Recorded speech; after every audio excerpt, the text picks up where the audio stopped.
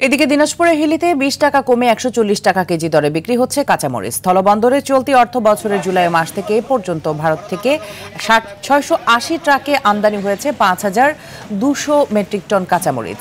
এদিকে আমদানির ফলে সরবরাহ বৃদ্ধির কারণে কমেছে দাম বলছেন ব্যবসায়ীরা। দাম কমায় কিছুটা স্বস্তি ফিরেছে সাধারণ ক্রেতাদের মাঝে।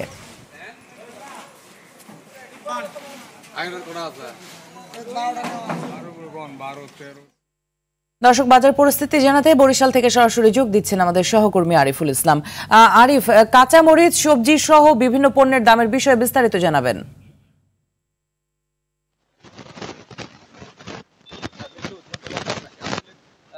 শীত এখন পর্যন্ত বরিশালে ছোঁয়া লাগেনি, শীতে তারপরে শুরু করেছে। আর আমরা এমনটি লক্ষ্য করেছি যে দাম কিন্তু অনেক অংশে বৃদ্ধি পেয়েছে।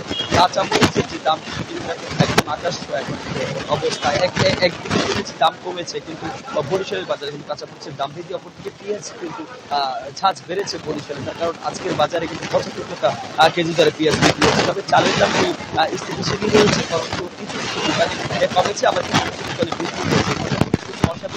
সবসময় দাম কমে বাড়িয়ে রাখে এবং যে ভোজ্য তেলের যে বিষয়টি, সেটি কিন্তু গত ৩ মাস যাবত একই অবস্থা আছে।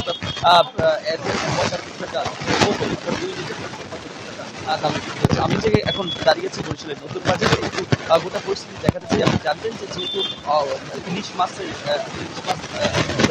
নিষেধাজ্ঞা অবরোধ চলছে, সুতরাং সেই অবরোধের কারণে কিন্তু বরিশালের নদী কিন্তু পুরো অন্যান্য যে জেলেরা আছে তারা কিন্তু মাছ ধরতে পারছে না। ফলে বরিশালের নদীর মাছ পাওয়া যাচ্ছে না, তবে চাষের মাছগুলো এবং সমুদ্রের যে মাছগুলো সেগুলো রয়েছে, এবং এই মাছগুলো কিন্তু তারা বলছে যে অনেকাংশই আগের চেয়ে কিছুটা হলেও দাম কমেছে। তো কারণ হিসেবে তারা বলছেন যে এখন যারা চাষযোগ্য যে মাছগুলো বা সমুদ্রের যে মাছগুলো সেগুলো আসতে শুরু করেছে বরিশালে, সুতরাং এই কারণে কিছুটা ৫-১০ টাকা বা ২০ টাকা কেজি হারে কমেছে। যেহেতু ইলিশ মাছের দেখা এখন পর্যন্ত বরিশালে নেই। আরেকটু আপনাকে জানাতে চাই যে যেহেতু সদ্য চলে গিয়েছে পূজা, এই পূজাকে কেন্দ্র করে কিন্তু বরিশালে খাসির মাংসের দাম অনেক অংশে বৃদ্ধি পেয়েছে। ১৩০০-১৪০০ টাকা পর্যন্ত কিন্তু বিক্রি হয়েছে। তবে আজকে আমরা বিভিন্ন বাজারগুলো যেমনটি দেখেছি, সেটি হলো যে ১১৫০-১২০০, অন্যান্য স্থানে প্রকারভেদে বাজারগুলোতে ১১০০ টাকাও বিক্রি হচ্ছে।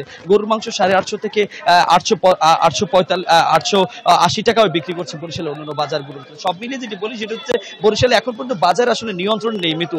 সব মিলিয়ে যে সাধারণ যারা ক্রেতা রয়েছে তারা কিন্তু অনেকাংশই হতাশা, এবং যারা বিক্রেতা রয়েছেন তারা বলছেন যে দাম কমছে। তবে মধ্যস্বত্বভোগী যারা রয়েছে, আবার অপরদিকে দালাল যারা রয়েছে তারা কিন্তু এই দামটা এক হাত থেকে আর এক হাতে সেই মাছ এবং মাংসের দাম বৃদ্ধি পাচ্ছে। এখন দরকার সঠিক বাজার মনিটরিং, তাহলে কিছুটা হলেও বরিশালের মানুষ স্বস্তিতে বাজার করতে পারবে। মিতু, এতটুকু ছিল বরিশাল থেকে এখন পর্যন্ত আমার কাছে। অসংখ্য ধন্যবাদ আপনাকে আমাদের সাথে যুক্ত হওয়ার জন্য।